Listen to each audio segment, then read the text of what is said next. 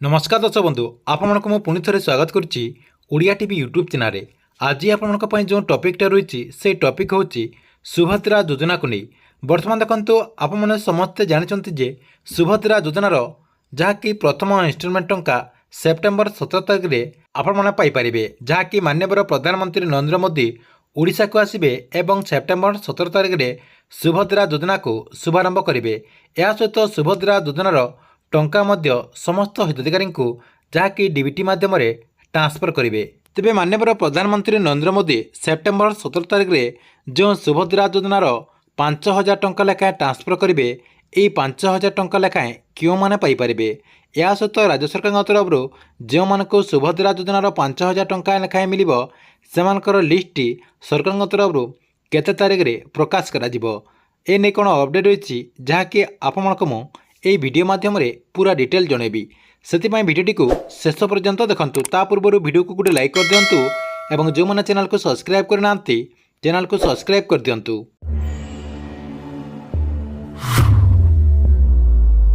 September 17 तारिख में जहाँकि सुभद्रा योजनार प्रथम इन्स्टलमेंट टंका हिताधिकारी को दिज्व, जहाँकि माननीय प्रधानमंत्री नरेंद्र मोदी ओडिशा को आसबे। ओडिशा जहाँकि सुभद्रा योजनार शुभारंभ करेंगे। या सहित जहाँकि 50,000 रु अधिक हिताधिकारी को सुभद्रा योजनार टंका देवे। तेबे एटी प्रश्न उठुची राज्य सरकार तरफ ये जो सुभद्रा योजना रही सुभद्रा योजना टंका क्यों मानक मिल। यार भितर बहुत बड़ गोटे अपडेट सामना को आछि जो मैंने सेप्टेम्बर 15 तारिख पर्यंत आवेदन कर सारी।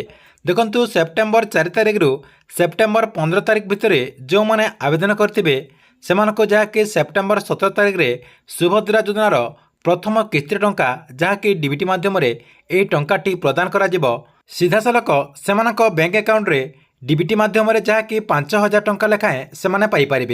यार भितर आउ गोटे तथ्य सामना को आछि जहाँकि एपर्यंत 50 लाख रु ऊर्ध्व महिला माने सुभद्रा योजन पंजीकरण कर सारी।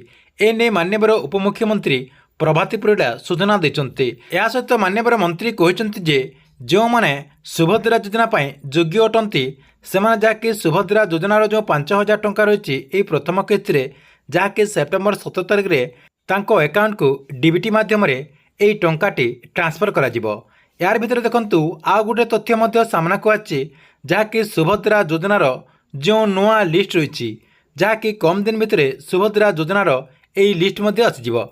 सेप्टेम्बर 16 तारिख में सुभद्रा योजनार नुआ लिस्ट आसीजार संभावना रही जहाँकि से लिस्ट जो मानकर ना थी से सेप्टेम्बर 17 तारिख में सुभद्रा योजनार टंका पाइपर। या सहित देखो जो मैंने सुभद्रा योजन आवेदन करते जो सीएससी सेंटर को जाकि आपड़ जो सुभद्रा योजनार फॉर्म देकी आवेदन करते से कौन करेंगे आपणकर टाटसटी को आपने थरुटे चेक कर दिंतु। आपने जो आवेदन करते से आवेदन एपर्यंत आपणकर पेंडिंग रही कि सक्सेसफुल हो सारी आपने थरुटे चेक कर दिंतु। कहीं अधिकांश लोक आपणकर ये सुभद्रा योजना आवेदन कलापर से ई केवाईसी प्रोसेसटी को कंप्लीट करना से आपणकर ई केवाईसी प्रोसेसटी कंप्लीट होती कि नहीं थरुटे चेक कर दिंतु।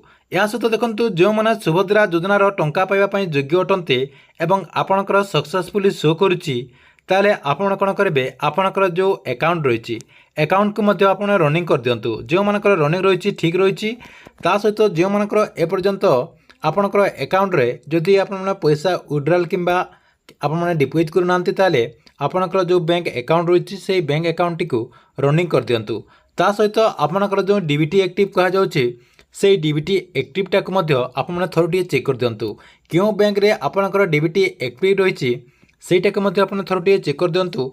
यह सब करदेला जहाँकि आप सेप्टेम्बर 17 तारिख में सुभद्रा योजनार 5,000 टंका लेखाएं आपने पाइपर। ठीक अच्छे ये आपण सुभद्रा योजना को नहीं बहुत बड़ गोटे अपडेट।